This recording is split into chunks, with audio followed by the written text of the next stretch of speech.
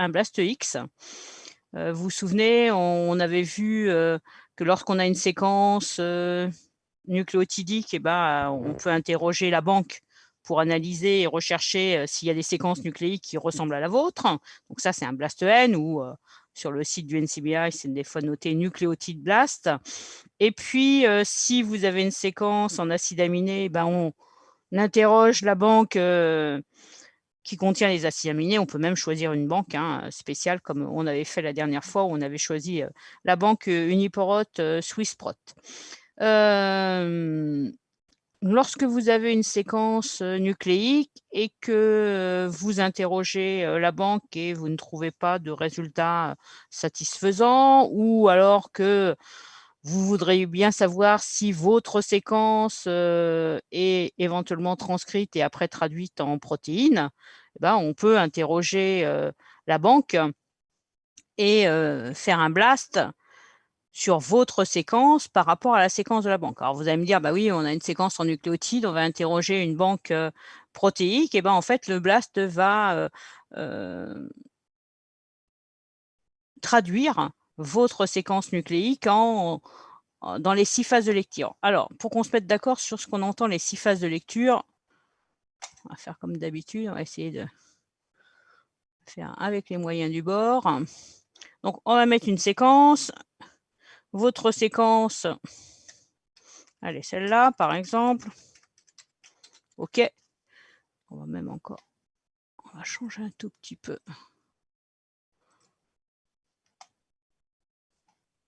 Ça soit encore un peu plus gros, qu'on y voit plus clair. On va peut-être pas exagérer. OK. Alors, premier cadre de lecture, ATG. Ce que je vais faire, c'est que je vais le recopier plusieurs fois. Ça sera plus simple. OK. Premier cadre de lecture, c'est celui-là. Je commence à partir du premier nucléotide et je lis de 3 en 3. ATG, méthionine, CTG, CTG, ATC, GAT, GAG. Il regarde pour chaque codon l'acide aminé correspondant et donc il va créer une séquence. Il faudrait reprendre le code génétique puisque je ne connais pas malheureusement les 64 codons pour vous dire exactement à quoi ça correspond comme acide aminé, mais là effectivement il compose une première séquence protéique. Et puis ça c'est la première phase de lecture, donc ça c'est la phase 1. OK. La phase 2, OK. La phase 2, il va partir à partir du deuxième nucléotide. Et là, hop, il obtient une autre suite de codons et forcément une autre séquence protéique. Donc ça, c'est la phase 2. Deuxième cadre de lecture, on met cadre comme vous voulez, peu importe. Et le troisième cadre de lecture, il est celui-là. J'oublie les 2 premiers et je pars à partir de là. Et à nouveau, j'ai une nouvelle séquence en acide aminé. Donc ça, c'est la troisième phase ou le troisième cadre de lecture. On va mettre 4. Allez, cadre 3. Ça ne change pas grand-chose. Est-ce qu'on est d'accord avec ça? D'accord? Et il fait la même chose. Et il va faire de même sur le brin inverse complémentaire.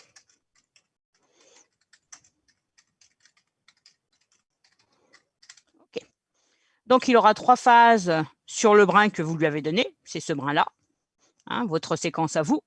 Et puis, il traduit dans les 3 cadres de lecture. Et puis, il fait la même chose sur le brin inverse complémentaire. Il lui fait aussi. Donc, c'est pour ça qu'on dit qu'il y a 6 phases. Donc, il est traduit dans les 6 phases de lecture. Donc, il obtient 6 protéines, 6 séquences en acide aminé qu'il lance directement sur le BLAST. C'est-à-dire qu'il ne traite pas séparément chaque protéine qu'il a créée. En fait, il lance tout d'un coup. Il lance les 6. Donc, ça veut dire que vous pouvez très bien avoir des résultats en mélange, entre guillemets, pour les 6 cadres de lecture éventuellement.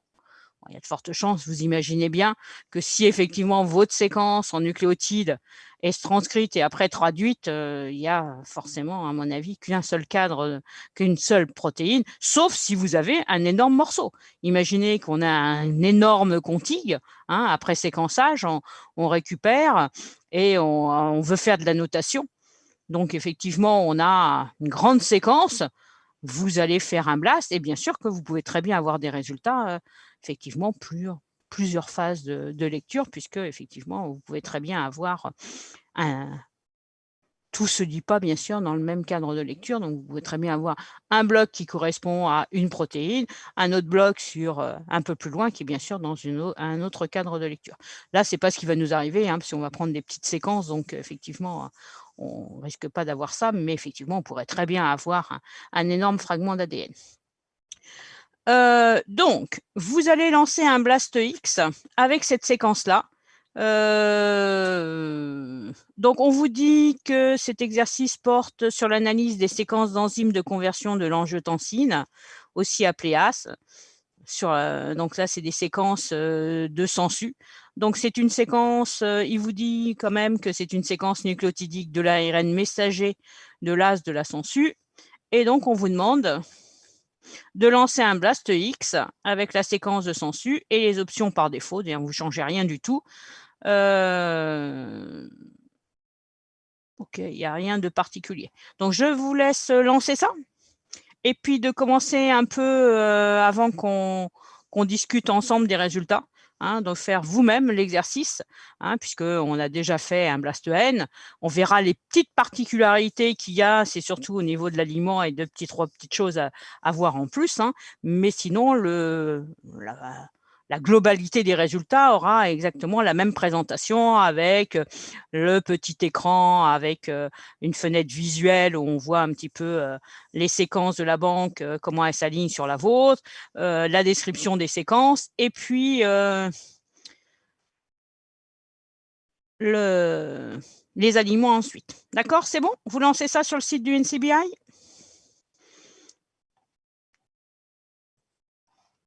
On va essayer de faire ça autrement.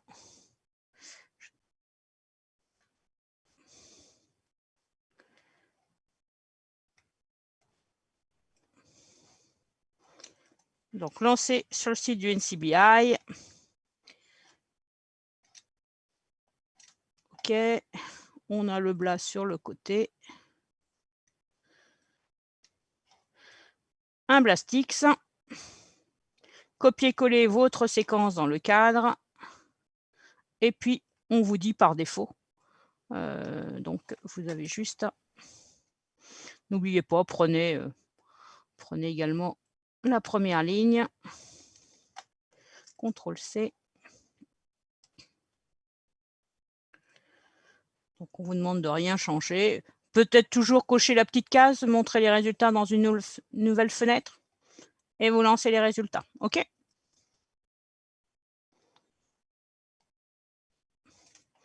Allez, moi, ce que je voudrais, c'est que vous commenciez... je vous laisse 10 minutes, hein, pour obtenir vos résultats et puis commencer à les analyser, hein, pour qu'on discute après. C'est vrai que moi, la dernière fois, c'est moi qui ai fait, en gros, on va dire un peu tout le boulot. Pourquoi je ne vois pas la fenêtre de converser? Oui, il me l'a mis.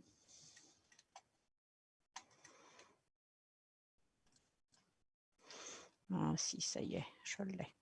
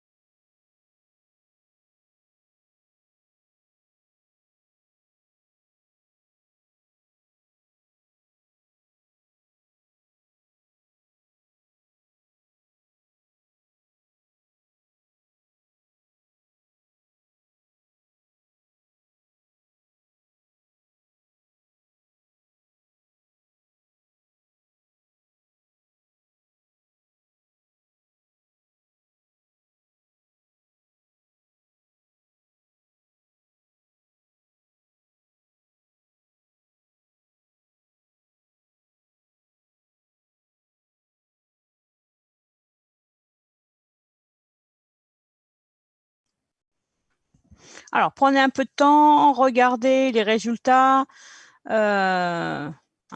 Pour que vous ayez un petit peu une idée de comment interpréter les résultats. Après, on va tout revoir ça ensemble, mais il faut que vous preniez un peu de temps pour... Est-ce que c'est bon? Tout le monde a ses résultats? Ouais, personne n'a de soucis?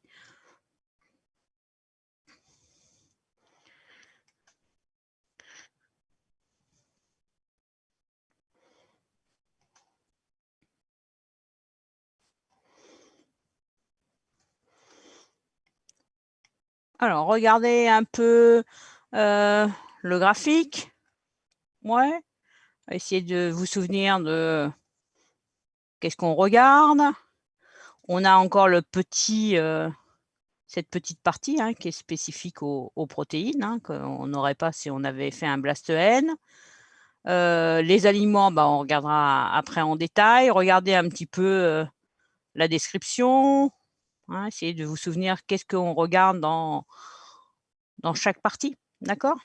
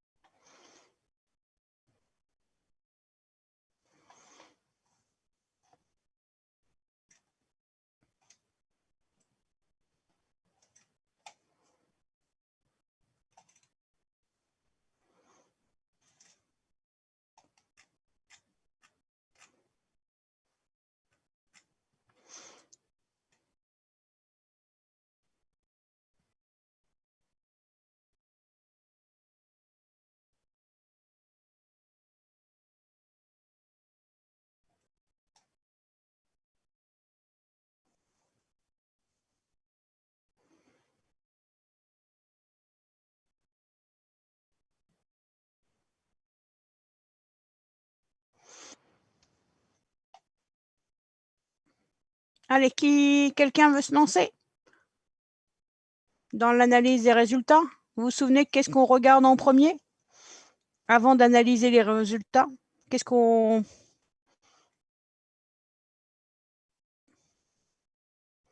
Ouais, quelqu'un veut se lancer?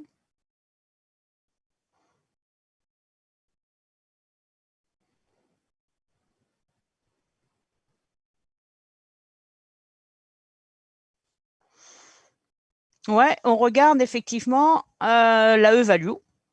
Alors là, on regarde la colonne. La E-value, elle est comment, cette E-value? Elle est de 0. C'est bien ou c'est pas bien? Ouais, elle est très bonne, puisqu'on avait dit que effectivement, ça veut dire qu'il a trouvé 0 séquence, vous vous souvenez, de la signification, enfin, la E-value, c'est qu'il crée une fausse banque avec tout un mélange de séquences qui remanie de manière aléatoire et il essaye de trouver un résultat qui possède un score aussi important que celui que vous avez ici, qui est donc le score du meilleur alignement possible. S'il en trouve, effectivement, c'est pas bien, ça c'est sûr.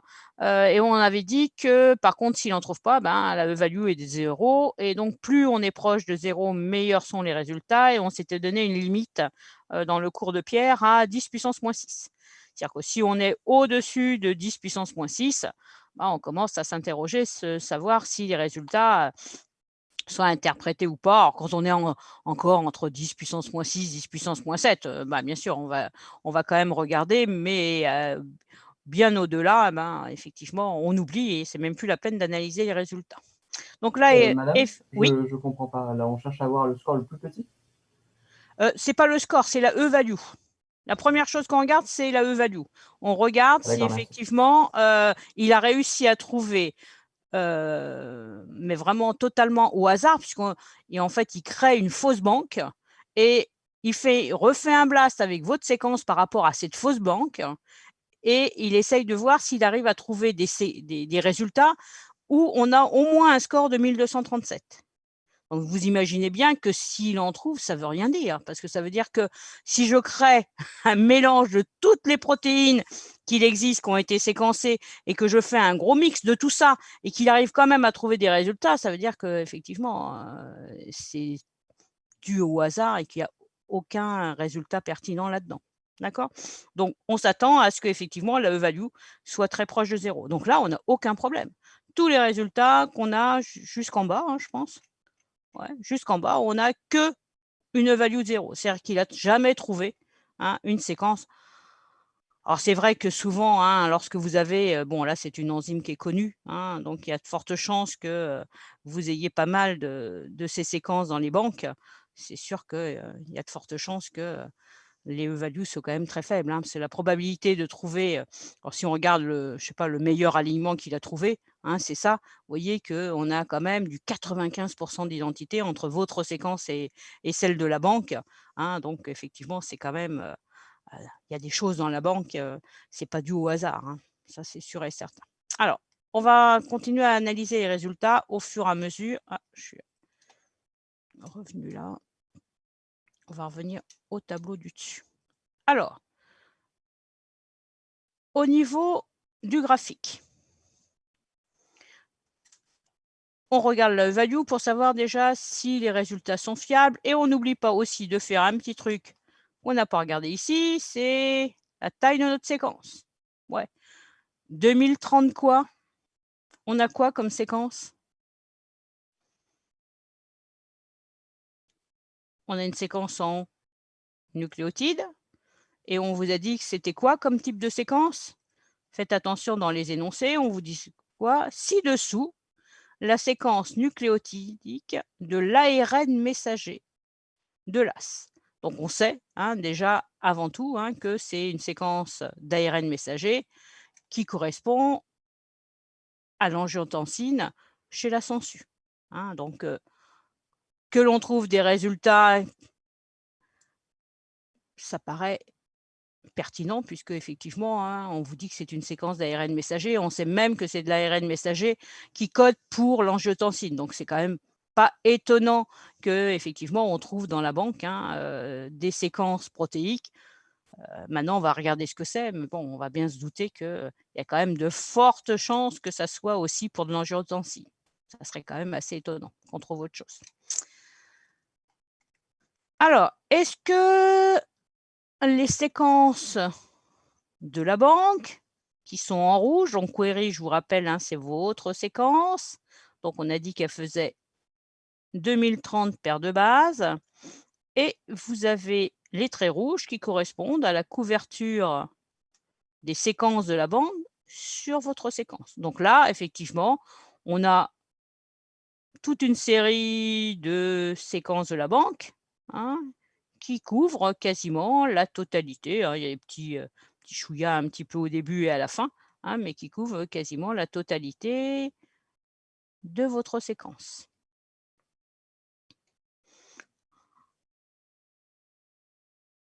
OK. Qu'est-ce qu'on regarde maintenant? Donc là, on dit c'est bien, on a des séquences, on pourrait très bien quasiment ne rien avoir. Donc là, effectivement, ça veut dire qu'il a trouvé plein de séquences de la banque qui couvrent quand même relativement bien votre séquence. Qu'est-ce qu'on regarde après?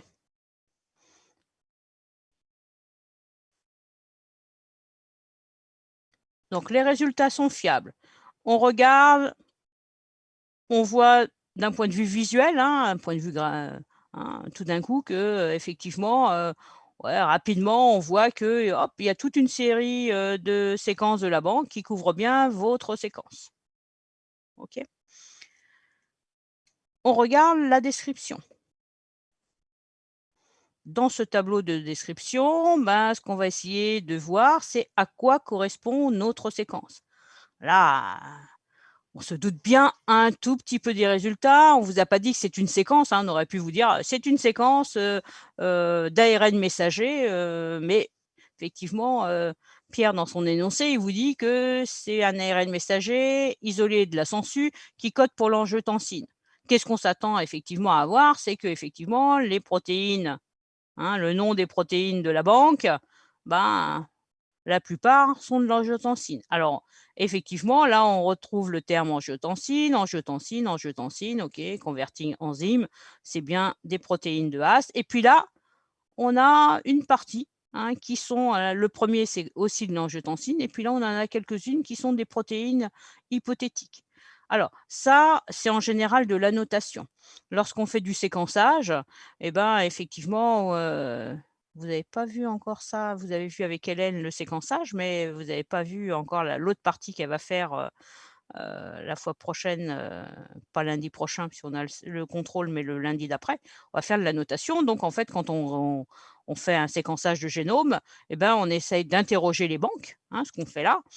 Sauf que bon, ça se fait de manière plus automatique que ce qu'on fait là aujourd'hui à la main. On lance des programmes informatiques qui vont interroger les banques et on va après récupérer bien sûr les résultats. Ils vont nous faire des propositions d'annotation. Là, effectivement, eh ben, c'est de l'annotation, c'est-à-dire que la séquence de la banque, en fait, correspond à une protéine hypothétique. C'est de l'annotation en général et on dit bah, cette séquence-là, ben, effectivement, elle correspond à l'angiotensine converting enzyme. Et donc, c'est pour ça qu'il parle hypothétique protéine, parce qu'effectivement, c'est simplement de l'annotation et qu'on n'est pas sûr effectivement que cette séquence est bien transcrite, enfin la séquence d'ADN correspond bien à cette protéine bien particulière. D'accord? Donc c'est une protéine hypothétique, mais effectivement, ou alors ça peut être de la traduction, transcription, traduction d'une banque. Il faudra analyser chaque séquence pour voir exactement à quoi ça correspond. Je pourrais essayer, pendant que vous allez continuer à essayer de comprendre les résultats, je peux essayer d'aller en prendre une ou deux pour aller voir exactement ce qu'il y a derrière. Donc on regarde les résultats. Donc ça, c'est la description des séquences de la banque, le titre ici. D'accord? Et donc, on voit effectivement que pour la plupart des protéines, effectivement, ça correspond bien à la protéine As. Rien de troublant, puisqu'on vous a dit au départ que c'était un ARN messager. Donc, ça veut dire que notre ARN messager, lorsqu'il est traduit en acide aminé, eh bien, effectivement, cet ARN messager correspond bien à la protéine traduite. Cet ARN messager traduit correspond bien à la protéine As. Alors, qu'est-ce qu'on a d'autre à regarder dans ce tableau? Donc déjà le titre des protéines de la banque, effectivement, on peut regarder plus bas, c'est toujours l'AS, toujours, toujours, toujours. Extrait de différents organismes, ici. Vous avez les organismes sur cette colonne-là. Maintenant, cette colonne scientifique name qui vous donne la taxonomie, donc qui vous reprend effectivement. Alors vous allez me dire c'est redondant par rapport à ici, si on l'a déjà là, sauf que quand le titre était long, on ne voyait pas l'espèce parce que c'était trop loin. Donc effectivement, ils ont remis cette colonne-là. Là, on pourrait presque s'en passer puisque effectivement, on a quasiment le nom de toutes les espèces qui est déjà dans le titre et qu'on voit visiblement sur le tableau. Que représente le max score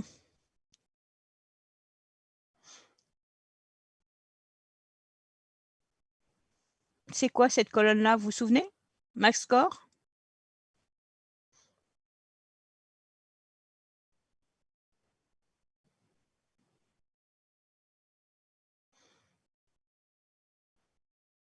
C'est le score de l'aliment.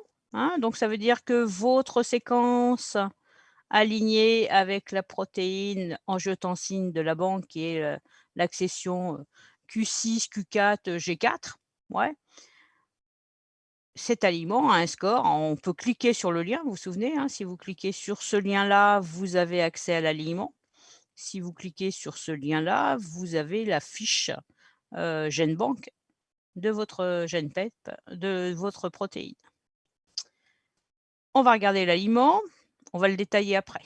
D'accord? Donc là, pour l'instant, on regarde le score. Effectivement, vous avez un score de 1237. OK?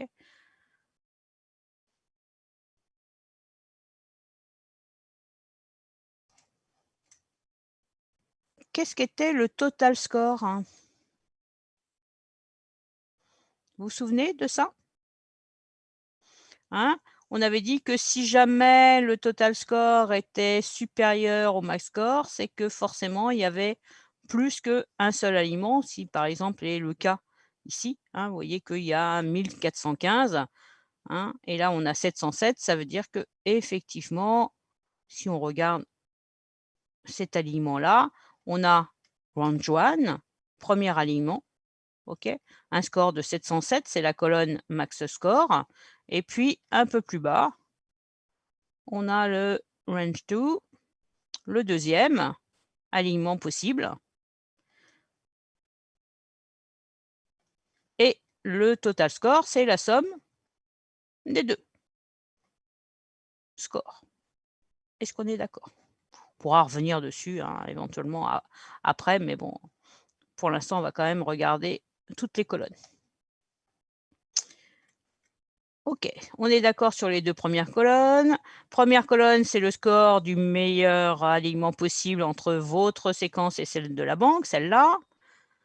Si le total score est supérieur au max score, c'est que ça veut dire qu'il y a au moins 2 aliments, donc ça peut valoir le coup d'aller voir à quoi ça correspond. Ça dépend un petit peu, bien sûr, des exercices, de ce qu'on a comme séquence au départ.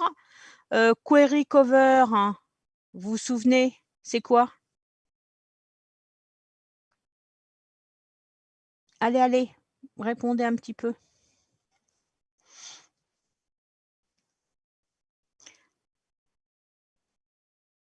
Ça, c'est le genre d'exercice, hein, oui. Non, c'est pas le pourcentage de ressemblance. C'est quoi le query cover? C'est le pourcentage de couverture. C'est comment votre séquence de la banque couvre. Donc, on reprend le petit graphique, hein, le query cover, c'est la couverture de la séquence de la banque, le trait rouge, par rapport à votre séquence là-haut, votre query. Hein. Donc, vous voyez qu'effectivement, hein, elles ne couvrent pas toujours, hein, la totalité de votre séquence. Hein. Elles sont plus ou moins un petit peu, on avait dit, hein, tronquées au début, la couverture, et à la fin. D'accord? Et effectivement, c'est ce qui correspond à ça. C'est le pourcentage de couverture. Vous voyez qu'effectivement, hein, notre trait rouge ne couvre pas la totalité des 2030 paires de bases. On a un pourcentage de couverture de 92, 87, 86%. D'accord? La E-value, on en a parlé. Pair ident, c'est le pourcentage, d'identité. Donc là, effectivement, votre séquence de la banque, la première, ressemble à 94,95%, enfin, il y a 94,95% d'identité entre votre séquence et celle de la banque. Et puis après, vous voyez que les pourcentages d'identité, chutent quand même, considérablement par rapport aux autres séquences. Ça, c'est la longueur de la séquence de la banque. Je vous avais dit la dernière fois, oui, c'est une nouvelle petite colonne qu'ils ont rajoutée. C'est vrai que c'est intéressant, hein, de regarder. Donc, ça veut dire qu'effectivement, votre séquence de la banque a fait 616 acides aminés, 629 acides aminés.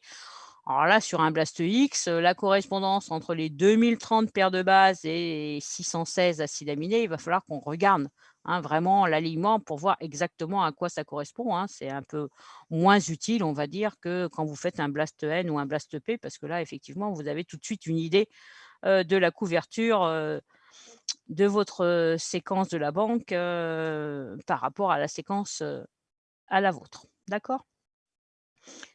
Est-ce qu'on est d'accord sur les colonnes? Ouais, la signification de chaque colonne. Donc, première colonne, c'est la description, c'est le titre de la séquence de la banque. D'accord? Ça, c'est l'espèce, d'où est tirée la séquence de la banque.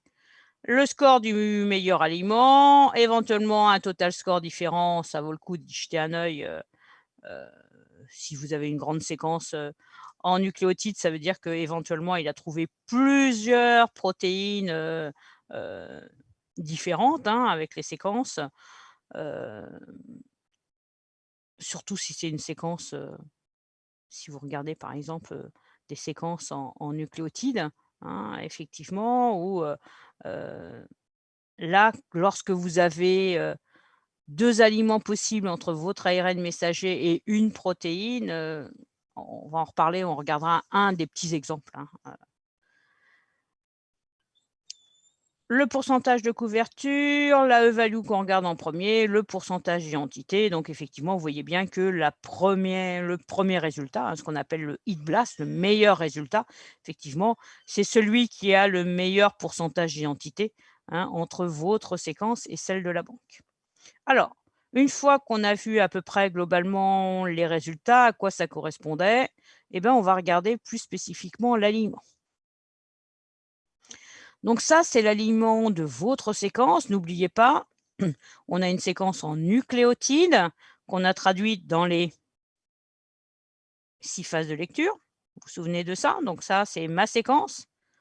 Ici, n'oubliez pas, c'est une séquence d'ARN messager. D'accord? Et il fait un aliment avec des protéines.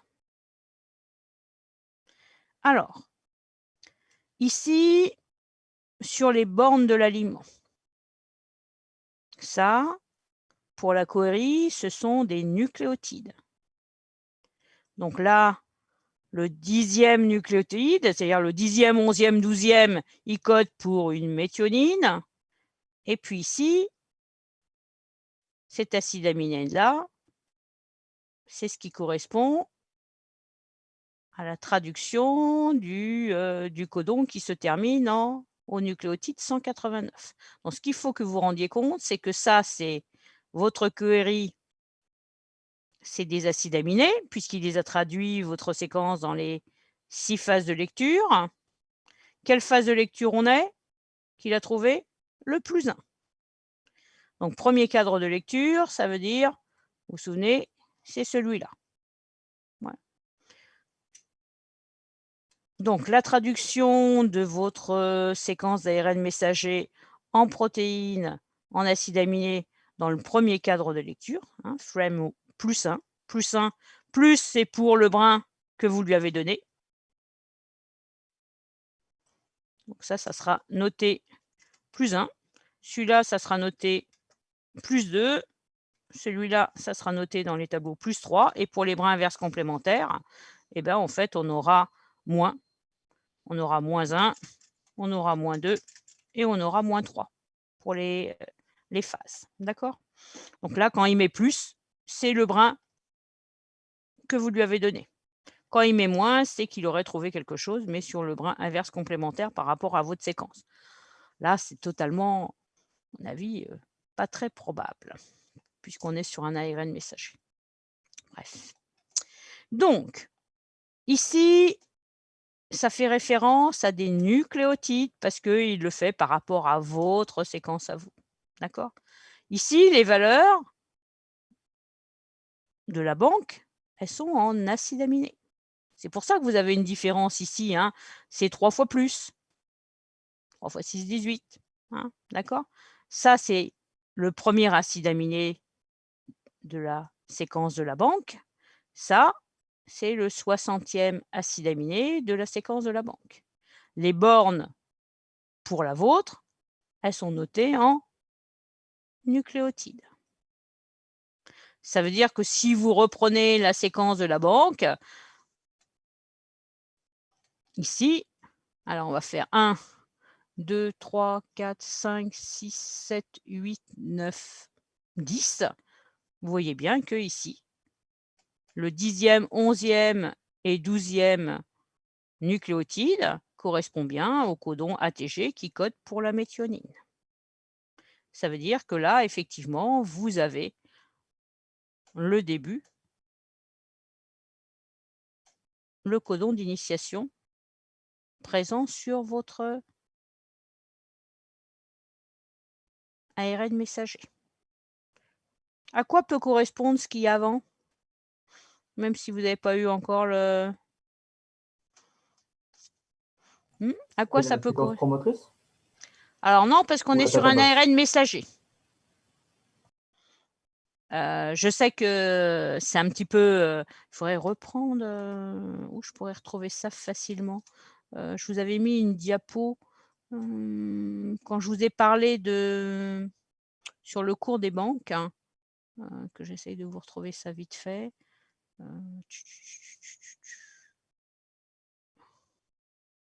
Essayez de voir. Je vous avais remis une diapo quand je vous ai fait, quand on regarde les... Voilà, je vous avais remis cette diapo-là, hein, puisque du coup, Hélène, vous n'avez pas fait votre cours. Vous vous souvenez que sur l'ARN messager, donc là, c'est ce que vous regardez ici, hein, là, cette partie-là, hein, sur l'ARN messager, vous avez une partie en amont, ouais, qu'on appelle la région 5' UTR pour untranslated region. Hein. Donc, c'est pour untranslated. Alors, j'aurais dû vous mettre un grand T. Hein, donc, il y a quelqu'un qui avait répondu. Untranslated région. D'accord? Donc, c'est les régions qui sont non traduites après. Donc, effectivement, ce n'est pas étonnant que votre protéine ne couvre pas une partie de cette région, enfin, ne couvre pas cette partie de région, puisque, effectivement, votre protéine ne peut commencer forcément que à partir de votre méthionine. D'accord? Donc, c'est normal que vous n'ayez pas de correspondance, hein, entre les 9 premiers nucléotides de votre ARN messager et votre protéine, puisque de toute façon, c'est une région, hein, dans votre ARN messager, une région ici qui est non traduite. Donc, ça veut dire que vous, pour l'instant, sur votre ARN messager, eh ben, effectivement, vous avez 9 nucléotides ici, hein, qui, effectivement, n'ont pas de correspondance, puisque votre protéine, c'est-à-dire ça, hein, vous imaginez que c'est la protéine de la banque, d'accord? Vous êtes en train de faire une analyse, vous, là-dessus. D'accord? Vous disposez d'un ARN messager, ok? Et vous êtes en train de le comparer avec les protéines de la banque. Est-ce qu'on est bien d'accord? Hein? Donc, il faut que vous soyez en train d'imaginer que ce que vous êtes en train de faire à l'heure actuelle avec un Blast X, c'est ça. On part d'une séquence et on vous le dit dans l'énoncé, donc faites attention aux énoncés quand on vous propose un exercice. On vous dit, vous avez l'ARN messager de la sangsue, et en plus, on vous dit même qu'il est codé pour l'AS. Hein, Donc, effectivement, vous avez déjà, et vous comparez par rapport aux séquences de la banque.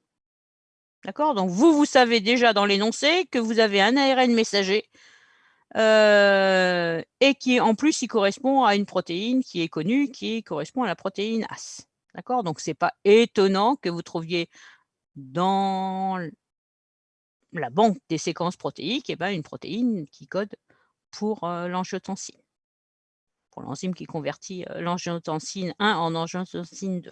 D'accord? Donc, effectivement, votre protéine de la banque, hein, vous imaginez que c'est mon petit trait rouge, effectivement, hein, c'est normal qu'il ne couvre pas la totalité. Hein. Le query cover, c'est ça.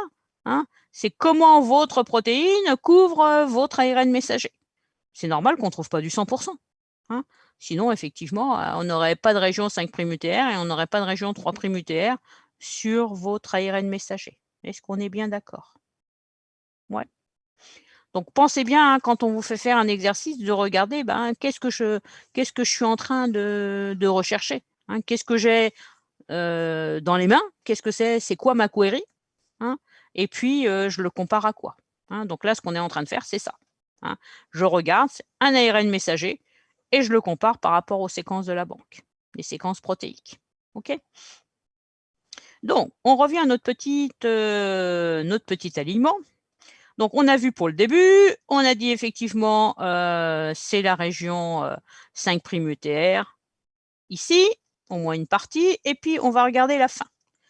Donc, la fin, 616 acides aminés pour la séquence de la banque. Est-ce qu'on a la totalité? Oui, on a la totalité. La séquence de la banque fait, elle est remarquée là, 616 acides aminés. Donc, ça veut dire qu'on a la totalité de la séquence de la banque. Premier acide aminé jusqu'à 616. On est d'accord?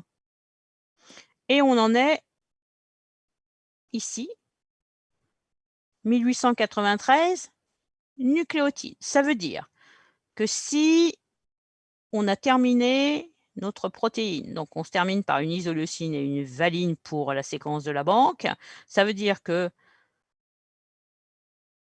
il y a de fortes chances, alors il peut y avoir des variations, hein, bien sûr, on pourrait très bien avoir un acide aminé, quelques acides aminés supplémentaires dans notre séquence à nous, mais on peut les voir éventuellement si après 1893, c'est-à-dire en position 1894, 15 et 16, éventuellement, on a un codon stop.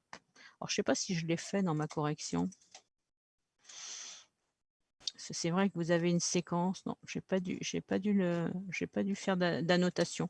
Hein. Donc, ça va être un petit peu compliqué. Peut-être que si vous continuez à analyser, j'essaierai de reprendre la séquence, cette séquence-là, essayer de vous repérer.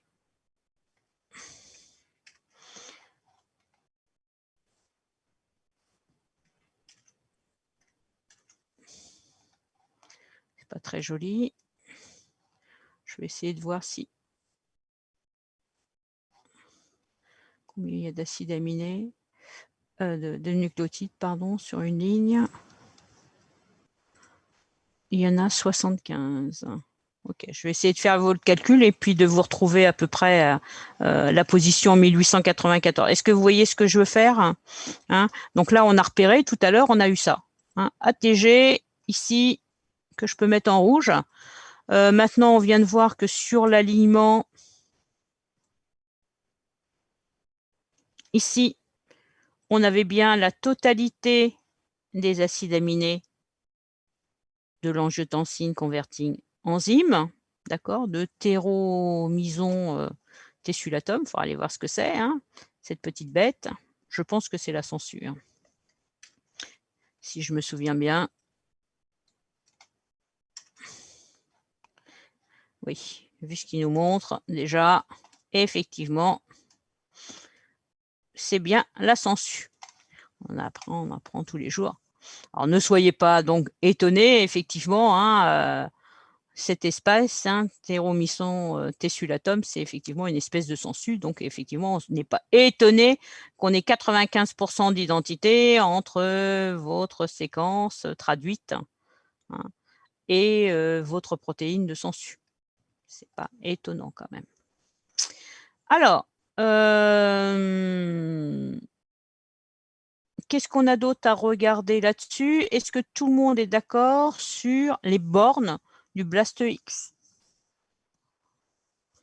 Globalement, au niveau de l'analyse des résultats, c'est exactement pareil que ce qu'on a fait la semaine d'avant. Ça veut dire, regardez la value d'abord. Est-ce que ça vaut le coup d'analyser mes résultats ou pas? Regardez un petit peu d'un point de vue graphique comment les séquences de la banque couvrent votre séquence. Hein, donc, le petit graphique là-haut, pour avoir une vue quand même globale, un petit peu, qu'est-ce qu'on s'attend à avoir comme résultat. Donc là, effectivement, on a l'air d'avoir toute une série de séquences qui couvrent bien votre séquence nucléotidique.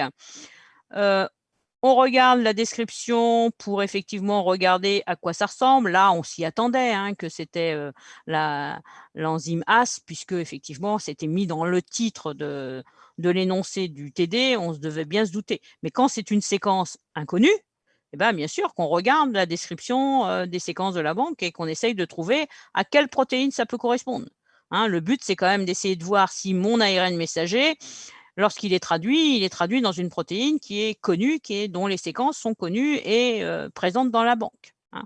Donc là, effectivement, si on vous avait dit c'est un ARN messager inconnu, hein, isolé de la sangsue, par exemple, bah, effectivement, on aurait regardé, la première chose qu'on aurait regardé, effectivement, à quoi correspondaient, hein, les protéines de la banque. Le pourcentage d'identité, vous voyez bien que effectivement, c'est la première séquence. Effectivement, elle est isolée aussi d'une sangsue. C'est effectivement logique que vous ayez un fort pourcentage d'identité. Après, on chute hein, quand même pas mal, même si on regarde, par exemple, si on oublie un peu les protéines hypothétiques et qu'on regarde le prochain qui est bien noté chez Xenopus protéine AS, et qu'on regarde, vous voyez que là déjà, c'est déjà plus tout à fait la même chose, hein. Donc effectivement, c'est quand même déjà moins ressemblant, hein, entre votre séquence et la séquence de la banque. Est-ce que ça vaut le coup, puisque là, vous avez 2 aliments, on va en profiter pour regarder un petit peu, hein. On a dit lorsque vous avez donc on regarde on va juste revenir au tableau un tout petit peu, hein. Donc on était en train de regarder celle-là. Vous voyez que là, vous avez 2 valeurs différentes, hein, dans les colonnes. Ça veut dire que si avec, l'aliment entre votre ARN messager et la protéine As isolée de chez, Xenopus tropicalis, il a trouvé 2 aliments possibles, d'accord? Puisque effectivement, on a 2 valeurs différentes dans la colonne mass score et dans la total score. OK. Qu'est-ce qu'on a? On a une séquence de la banque qui fait 1284 acides aminés, donc c'est beaucoup plus long, d'accord? On a une correspondance pour notre séquence à nous à partir du 88e nucléotide, donc c'est quand même beaucoup plus loin, et 1887, d'accord? Donc c'est à peu près comparable sur la fin. Par contre, par rapport à l'aliment qu'on vient de regarder, on a perdu quand même plus de 80 nucléotides au début. Sur les bornes de la séquence, vous voyez que là, vous avez 631 acides aminés. L'isoleucine est en position 631 et on termine à 1209. OK? Si on prend le deuxième aliment, il couvre votre query à peu près sur les mêmes bornes, hein. Là-haut, on était de 88 à 1887. Là, on est de 64 à 1887. Et là, qu'est-ce que vous voyez pour la séquence de la banque? On a 16 jusqu'à 616.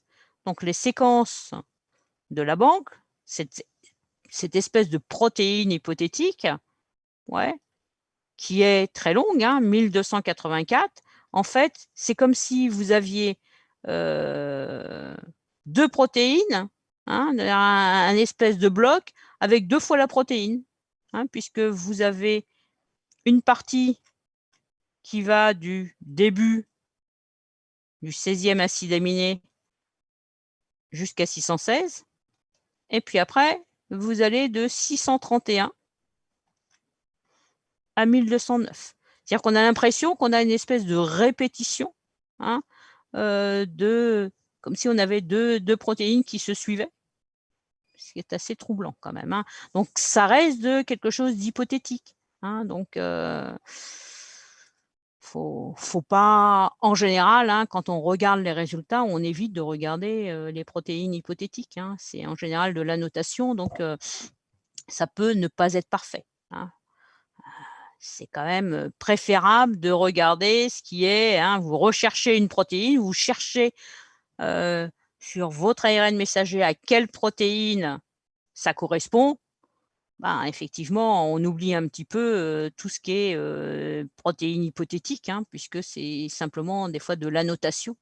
Donc on essaye d'éviter, on essaye plutôt de regarder ce qui est bien connu, hein. Là, c'est la protéine As, là aussi, ici aussi. Donc tant qu'à faire, hein, on va regarder ça dans un premier temps. Est-ce qu'on est d'accord, hein? Les protéines hypothétiques, c'est si vraiment hein, vous n'avez rien, mais effectivement, c'est pas ce qu'on recherche, hein. Ce que nous, on recherche, bien que l'on sache au départ que notre ARN messager était traduit en une protéine As, il nous l'a dit dès le départ, Pierre, dans son énoncé de TD, hein, mais on aurait pu vous faire partir sur un ARN messager inconnu, hein, et on vous aurait dit, ce qui aurait peut-être été préférable, hein, pour qu'on puisse analyser, on va dire, de manière qu'on découvre plus facilement les résultats.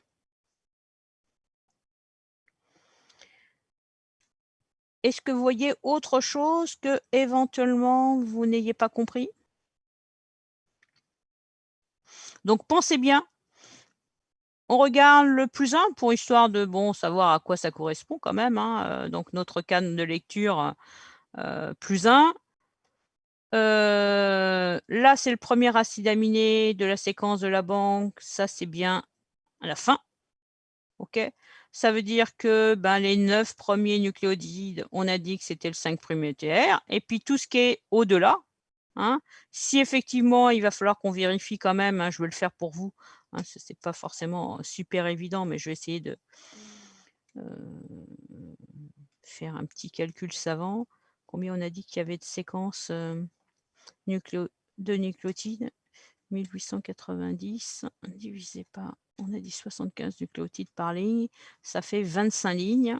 Donc, il faut que j'essaye de repérer ça pour essayer de vous voir si après, en position 1894, 95 et 16, on a un stop.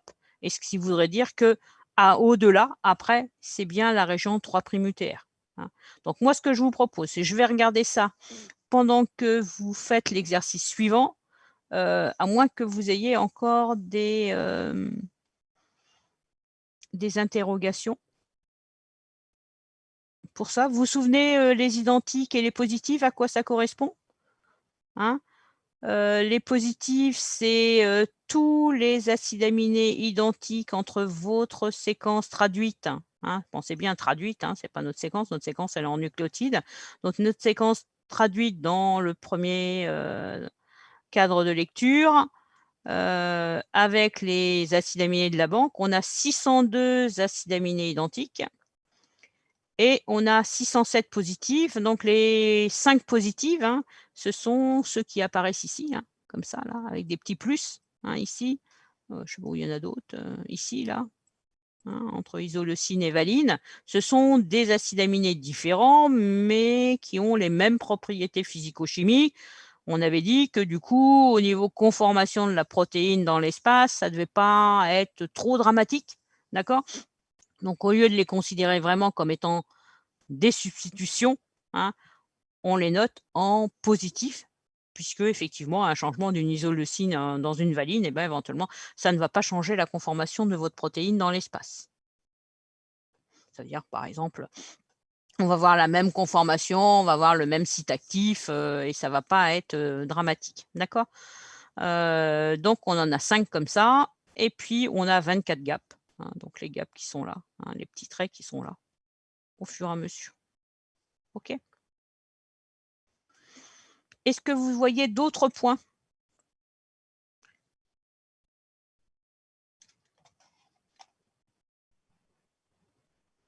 Donc, moi, ce que je vous propose, si c'est clair pour tout le monde sur que vous ne voyez pas d'autres questions globales, hein, sur la présentation des résultats et tout, vous allez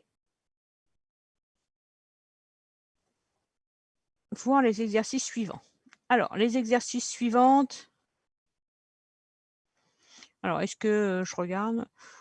Logiquement, on a répondu à toutes les questions. Oui, on en a pas mal. Les E-values, on a regardé. Pour le premier hit blast, c'est-à-dire le meilleur résultat, c'est ce qu'on vient d'analyser. On a regardé les bornes de l'alignement, c'est ce qu'on vient de faire en détail, hein, en faisant attention. C'est d'un côté, pour query, c'est des nucléotides, l'autre, ce sont des acides aminés pour la banque. Est-ce que notre séquence correspond à la totalité de la protéine? Non, hein, on a vu qu'il manquait les 9 premiers nucléotides et que notre alignement se terminait en position 1893, alors que l'on avait au total une séquence d'ARN messager de 2030 nucléotides. Donc, moi, ce que je vais faire pour vous, parce que ça va être un petit peu fastidieux pour vous, je vais aller voir ce qu'il y a après, au-delà. Hein. Regardez, hein, les nucléotides 1894, 95 et 96 pour voir si ça correspond à un codon stop. D'accord? Et puis, une fois que je l'ai repéré, hein, je vous montre ce qu'il en est. D'accord? Pour qu'on puisse juste dire, est-ce que éventuellement notre stop est plus loin, hein, et qu'on aurait éventuellement dans notre protéine AS, nous, quelques acides aminés supplémentaires, ou est-ce que effectivement on a bien un codon stop derrière? Est-ce que vous voyez ce que je veux chercher? Alors, Pour ce qui est de la suite,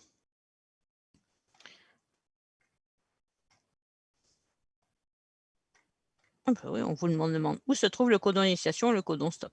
Hein.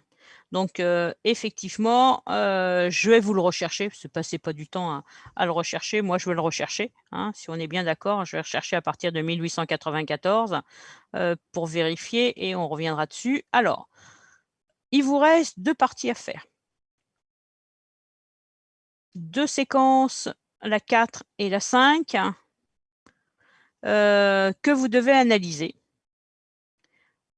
Et on vous laisse faire ce que vous voulez. À vous de déterminer si je fais un blast N, un blast P, un blast X, qu'est-ce que je recherche. Hein. Donc, on va regarder quand même la séquence 4, à quoi ça correspond. Enfin, à quoi ça correspond, c'est quoi comme type de séquence. Et je vous avais dit que je vous la mettrais. Il suffit juste que... Je suis repartie sur les cours, je vais juste reprendre la séquence. Je vous avais dit que je vais vous l'ouvrir.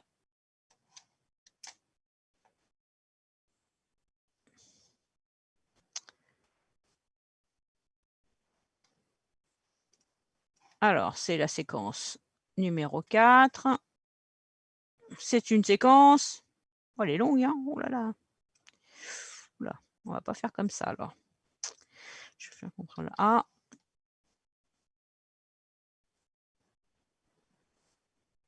Voilà.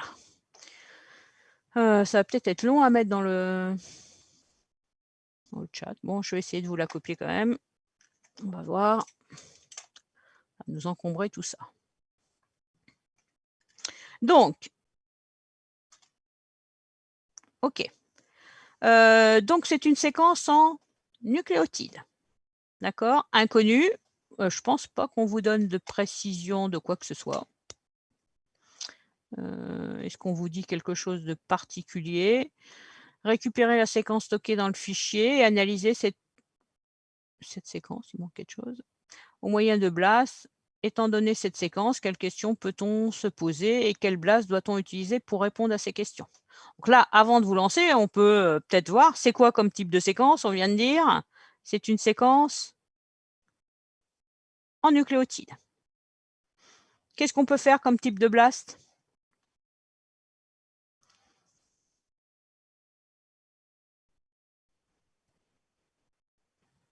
Un BLASTN.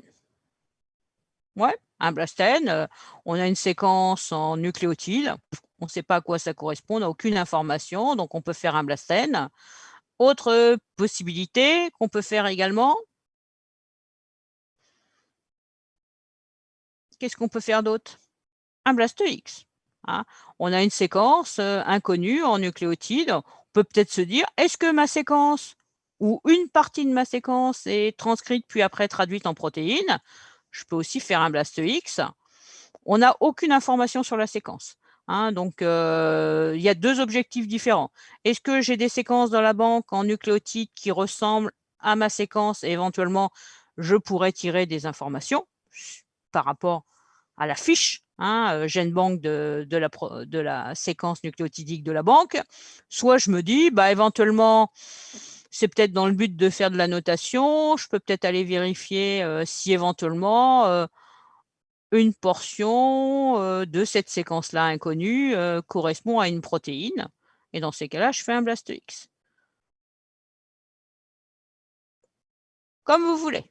Hein, ce qui vous paraît, qu'est-ce que vous avez envie de chercher? Hein? Est-ce que vous avez envie de voir si dans les séquences nucléotidiques des banques, il y a une séquence qui ressemble à la vôtre? Soit vous partez dans l'optique de l'exercice qu'on vient de faire, qui est « Oh, bah, je vais aller voir si effectivement ma séquence peut être transcrite puis après traduite en protéines ». Je vous laisse. Hein. Cherchez, moi je vais aller chercher ma fameuse petite ligne, mes petits nucléotides 1894, pendant que vous faites ça. Alors, on a dit 25 lignes.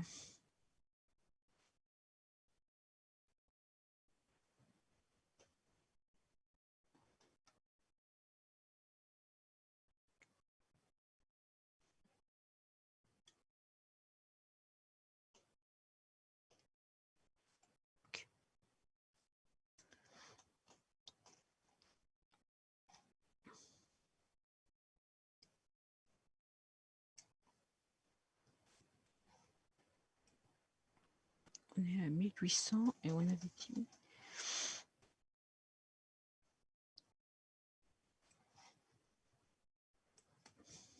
Ça fera 1875. On était à 1893.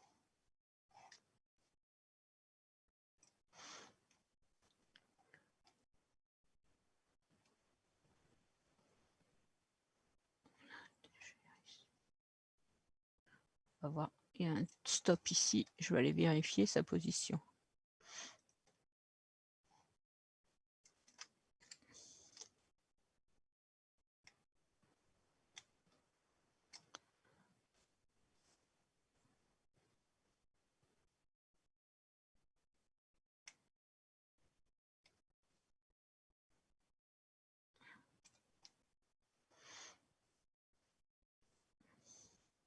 « 1896 pour la fin. »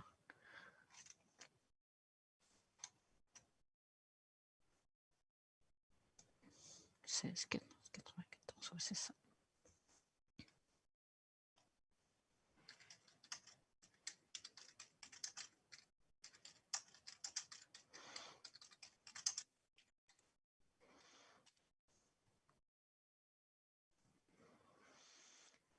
Alors, j'ai recherché sur la séquence que vous aviez pour l'exercice 1. On avait trouvé facilement l'ATG. Donc, j'ai recherché après 1893, puisque l'alignement se terminait au codon, donc 91, 92, 93, ça codait pour une isoleucine. Le dernier acide aminé de la séquence de la banque était une valine, et c'était bien le dernier. Donc, j'ai été regarder ce qu'il y avait sur notre séquence en nucléotides à la position 94, 95, 96 pour voir si ça correspondait à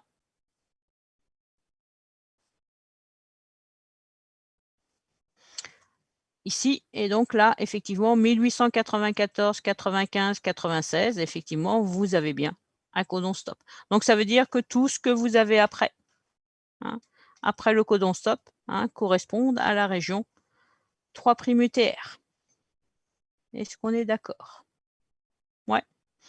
Donc, je vous avais dit, je le ferai, parce que bon, ça prend un petit peu de temps à le rechercher. D'accord? Donc, effectivement, sur votre séquence, un ATG là, et donc un TGA ici, et là, je viens de vérifier, effectivement.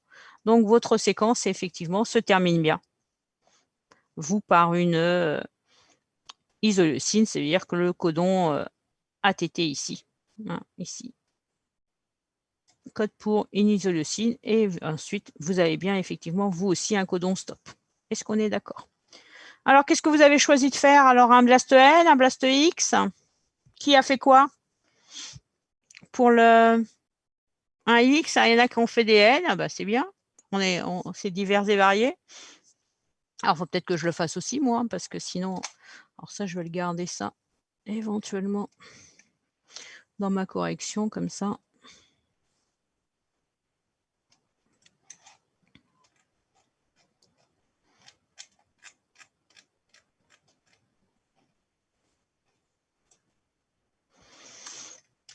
Ça, j'aurai moins pour rechercher.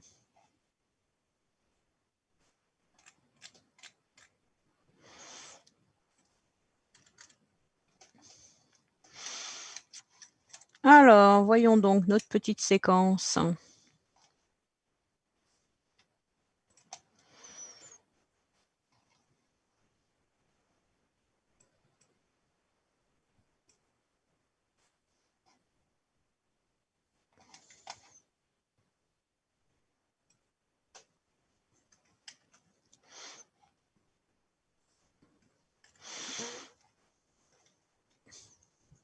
Vous voulez qu'on regarde les deux, Blast N, Blast X?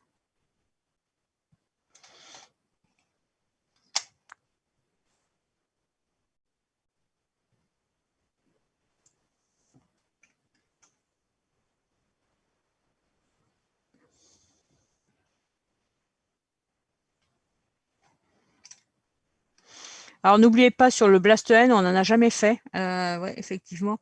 Alors, si vous faites du Megablast, en fait, c'est une méthode un peu rapide qui, effectivement, vous permet de trouver des résultats plus rapidement si vous voulez quelque chose de plus précis. C'est vraiment là les séquences les plus similaires. Hein. C'est encore un peu plus rapide. On peut essayer de faire ça. J'imagine que vous n'avez pas changé les... je pense que vous n'avez pas dû changer. Moi, je fais toujours un blast N. Hein. Vous avez, je pense, vous avez dû lancer un méga blast. Hein, pour ceux qu'on fait N, c'est ça, vous n'avez pas changé les paramètres. C'est juste pour que j'ai les mêmes résultats que vous. Solène, oui. Ouais, vous n'avez pas changé les... Non. Alors, je vais faire la même chose que vous. Hein, je ne fais jamais des méga blasts, mais bon. Ok, on va faire ça. Et je vais voir si éventuellement je peux lancer le Blast X en même temps. J'espère qu'il va vouloir. Ouais. J'aurais dû les lancer avant parce que moi, c'est vrai que ça va mettre un petit peu de temps.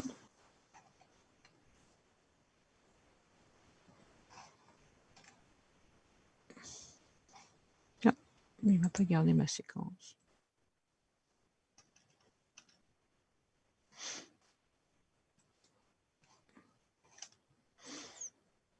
Je suis désolée, j'aurais dû le lancer avant. Ah, voilà. Donc ça, c'est les résultats du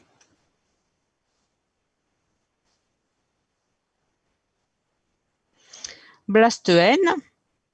OK. Pas de particularité par rapport à un Blast P, la seule, juste sur le graphique. Hein. Il n'y a pas d'information par rapport à ce qu'il y avait au-dessus. Hein. Éventuellement, les protéines, s'il a trouvé que ça ressemblait à des types de familles de protéines, s'il y avait des domaines particuliers, là, bien sûr, puisqu'on ne parle plus de protéines.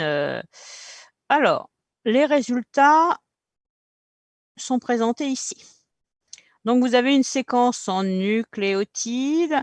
Il a recherché dans la banque des séquences en nucléotides qui ressemblent à la vôtre.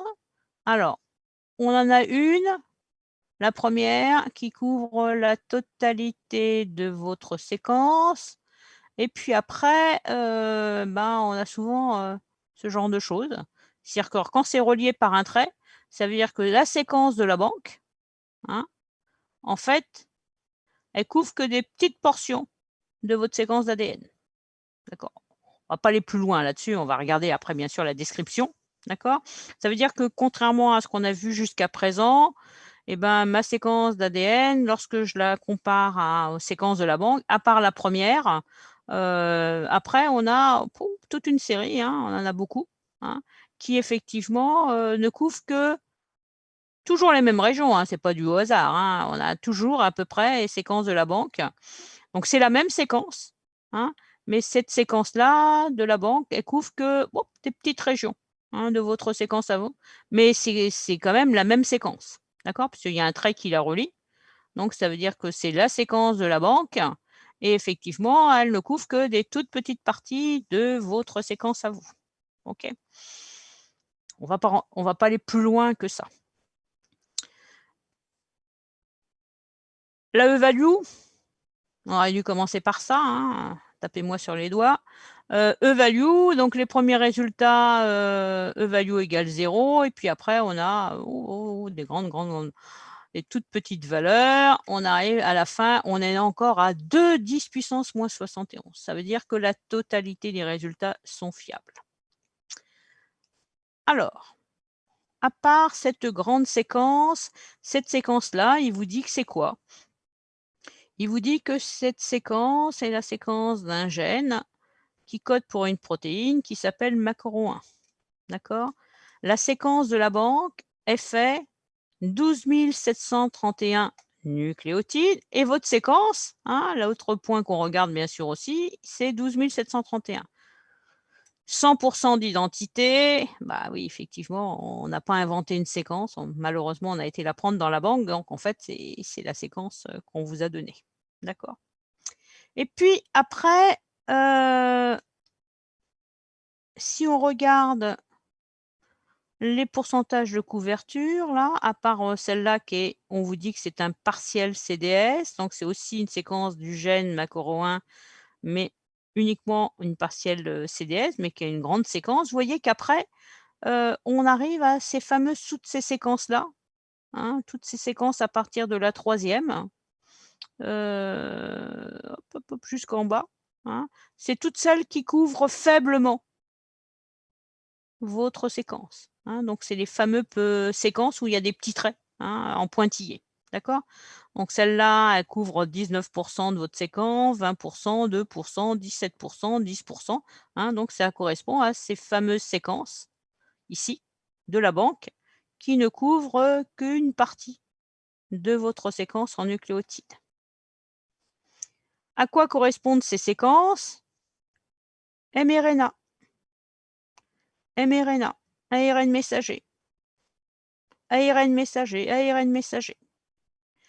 Donc, en fait, vous avez votre séquence de la banque, qui est une séquence qui est grande, hein, qui fait 12 731 nucléotides. À part la première séquence et la deuxième qui était une partielle CDS, vous avez affaire à une séquence d'ADN dans la banque qui ressemble à la vôtre. Toutes les autres séquences à partir de la 3e sont des séquences de la banque qui correspondent à des ARN messagers. Est-ce que vous êtes d'accord avec ça? Ouais. Ça veut dire que si vous regardez un tout petit peu à quoi, à votre avis, ça peut correspondre? Est-ce que j'ai toujours mon petit, ah bah oui, je crois que j'ai toujours mon petit, cours qui est ouvert avec ma petite figure, ici. Donc, vous avez une séquence ici. Je ne peux plus écrire dessus, si. Voilà. Ici, vous avez une séquence d'ADN. Et hop, il vous trouve plein de séquences d'ARN messagers, ouais, qui sont bien sûr beaucoup plus petits. Si on regarde la taille des séquences d'ARN messager, vous voyez que vous êtes à 2486, 2485. Bon, après, celui-là, on n'en parle pas, c'est un chromosome, donc on va oublier les chromosomes, hein. On va regarder les ARN messagers. Là, on a un partiel mRNA, mais là, si on prend le meilleur résultat qu'on a là-haut, hein, ici, sur l'ARN messager, on a 2486 paires de bases. Ça veut dire que votre ARN messager, par rapport à la séquence que vous êtes en train de regarder, est quasiment 5-6 fois plus petite. D'accord? Cette séquence d'ARN messager ne couvre que partiellement votre séquence d'ADN. À quoi ça peut vous faire penser? Je vous remets je vous remets ça. À quoi ça vous faire penser? Donc, vous avez une séquence de 12 700 nucléotides. Si on regarde par rapport à la meilleure séquence d'ARN messager qui donne les meilleurs résultats avec votre séquence, elle ne couvre que à peu près 20 de votre séquence. Elle est 5-6 fois plus petite. C'est pas par hasard, hein, que je vous ai mis un petit rappel sur la structure du gène eucaryote, hein. Un ARN messager, plus petit qu'une séquence qui code pour le gène macro-1. Qu'est-ce qu'on a perdu? Ah, je vous ai mis, hein. Qu'est-ce que contient votre ARN messager dans ce cadre-là, hein, si vous regardez? Comment sont de très nombreux gènes? Ouais, vous avez les introns et les exons. Donc votre ARN messager ne comprend que les exons. Votre séquence de la banque, on le sait, hein, on l'a vu là, hein, la séquence de la banque, hein, c'est la séquence ici, hein. 100 d'identité, c'est la même longueur, la E-value, 100 de couverture. Et on vous dit quoi? C'est la séquence du gène qui code pour macro-1. C'est un petit poisson, Seriola quinqueradiata. D'accord? Donc, effectivement, vous avez une séquence qui est une séquence d'ADN. Et effectivement, vous avez toute une série de séquences de la banque qui correspondent en fait à des ARN messagers qui sont beaucoup plus courts, hein, beaucoup plus petits, d'accord, et qui correspondent en fait à ce schéma-là. OK. Ça, à part la première séquence et un peu la deuxième séquence qui est un partiel, hein, qui va être une portion de ça, hein, la plupart des autres séquences, hein, correspondent à des ARN messagers, plus ou moins entiers ou partiels, hein. Donc le premier résultat, il est en entier, hein, qui correspond à ça. Est-ce qu'on est d'accord? Donc tout ce que vous avez ici, sur le graphique, toutes les couvertures qu'il y a en rouge ici, correspondent aux régions où vous avez des exons. Et tout ce qui n'est pas couvert, hein, toutes ces régions de ma séquence en nucléotides, tac, ici, là et là, hein, correspondent à mes introns.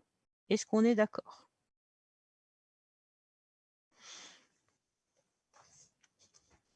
Oui? Excusez-moi, j'ai eu un petit bug. C'est lesquels qui sont considérés comme des introns? Bah, toutes celles qui ne sont pas couvertes. Votre ARN messager, on va dire, on prend la troisième séquence. Hein. Donc ça, c'est l'ARN messager qui code pour Seriola, enfin pour le gène macro-1 de Seriola quinqueradiata. D'accord?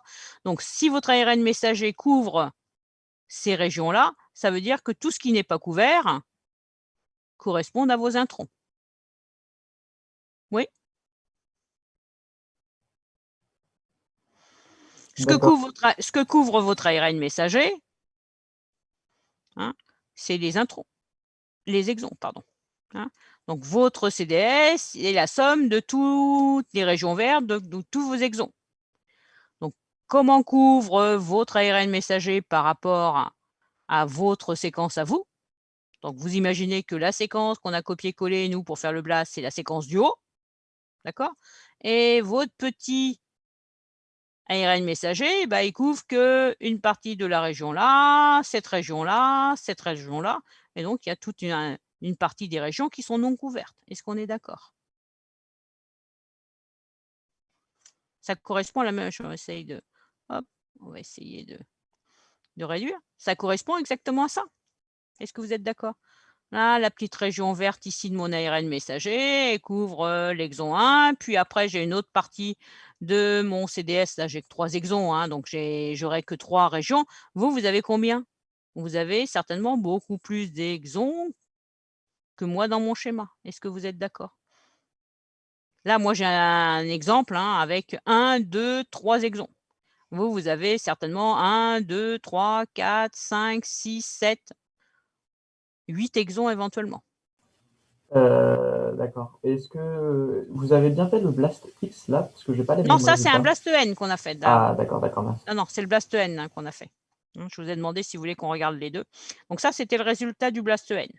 Donc, à part la première séquence, hein, qui est en fait la séquence qu'on vous a donnée, hein, donc effectivement, la séquence du gène macro-1, tous les autres, après, ce sont des ARN messagers qu'il y a dans les banques. Ouais. Et donc, vos ARN messagers ne couvrent que les exons de votre séquence à vous. Est-ce qu'on est d'accord? Qu'est-ce qu'on pourrait faire qu'on n'avait pas fini tout à fait la dernière fois, qu'on avait fait très rapidement? On pourrait prendre cette séquence-là, on a dit c'est laquelle? C'est celle-là qui est la meilleure. Hein, cette séquence-là, je ne sais pas si j'arrive à copier, ouais. Qu'est-ce qu'on pourrait faire? Vous vous souvenez, hein? On va analyser le Blast X, mais je vais relancer un Blast 2A2.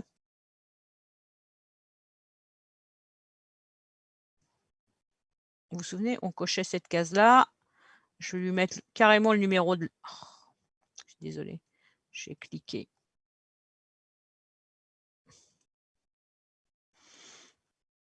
Et je vais reprendre ma séquence.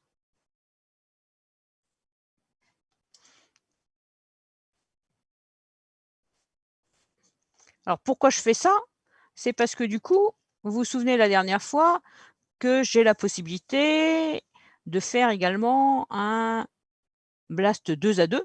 D'accord? Donc là, j'ai mis une autre séquence. Et puis, je vais lui mettre le numéro de l'accession, hein, le numéro de cette accession-là, celui que j'ai choisi là, c'est-à-dire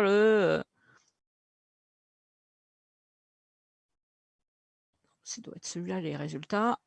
Voilà, celui-là. Hein, j'ai pris cette accession-là qui correspond à l'ARN messager. Celui qui couvre que partiellement ma séquence. Pourquoi je veux faire un blast 2 à 2? Parce que vous vous souvenez, il y a un dot plot. Donc logiquement, hein, si je le fais, hein, on devrait avoir quelque chose qui nous permette de voir le dot plot correspondant. Allez, pendant qu'il fait ça, on va regarder maintenant le blast X. Alors, maintenant qu'on sait ce qui nous attend un tout petit peu, on sait que on a dans les mains une séquence en nucléotides. On analyse par rapport à toutes les protéines de la banque. Et voici le résultat. Donc ça, c'est maintenant le résultat pour ceux qui ont fait un blast X. Donc, une séquence d'ADN de 12 731 paires de bases. Je le traduis dans les 6 phases, enfin pas moi, mais BLAST, dans les 6 phases de lecture. Il compare mes 6 protéines avec toutes les banques, enfin toutes les protéines de la banque protéique. Et voici les résultats. E-value, est-ce que les résultats sont fiables? On est encore à 10 puissance moins 38. À la fin, on termine à 2 10 puissance moins 34. C'est-à-dire que toutes les séquences de la banque qui nous propose, les résultats sont fiables. Je peux analyser mes résultats. Couverture. On peut regarder le graphique. OK. Et là, vous voyez que les protéines de la banque, en fait, la protéine de la banque, c'est en fait la somme de tous les petits bouts violets.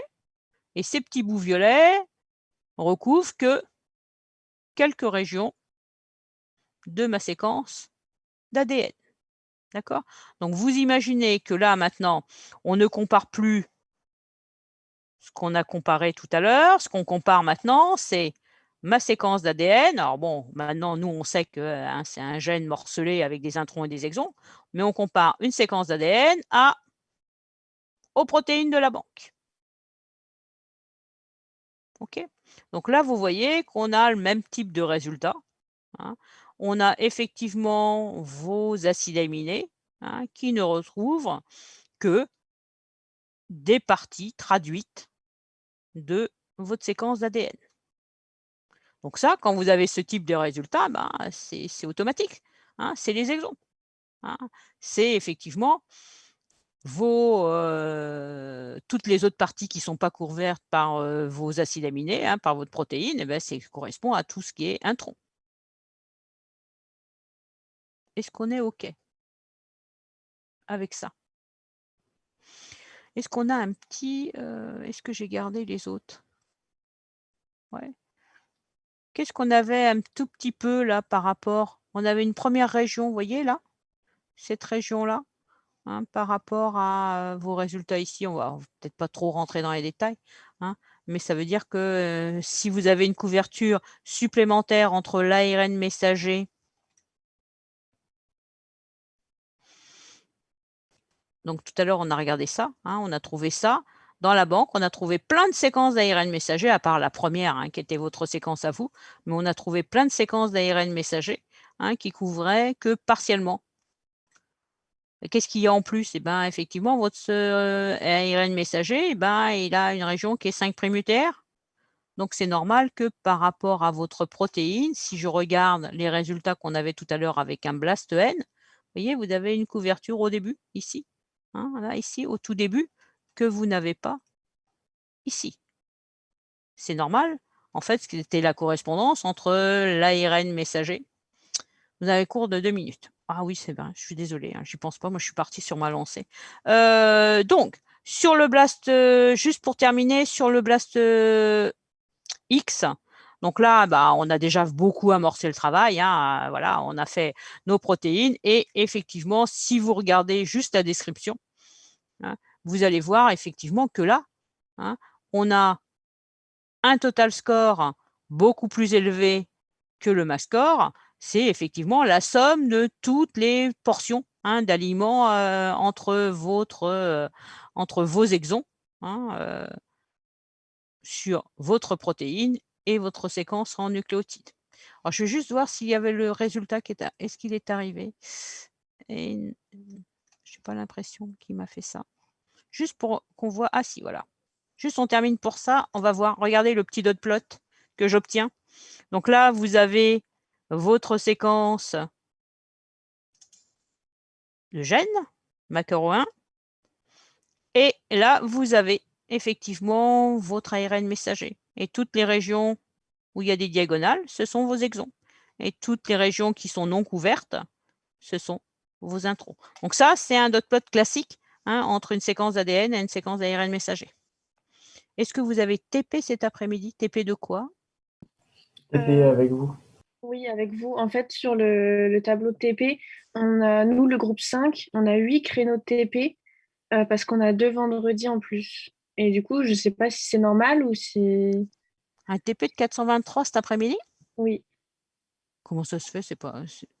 Bah, Où vous avez vu ça?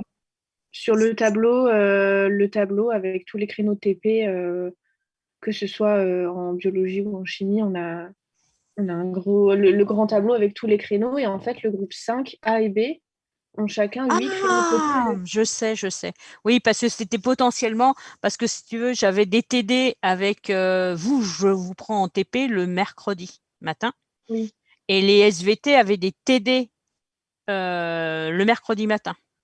Donc, effectivement, j'avais dit potentiellement, il faudrait que je puisse vous déplacer, vous, le vendredi après-midi pour que je puisse prendre les étudiants. Mais maintenant, les SVT, ils ont aussi cours de TD le lundi soir. Donc, je n'ai pas fait attention, je suis désolée. Je n'ai pas fait attention que Madame Armand ne les avait pas enlevés de ce tableau.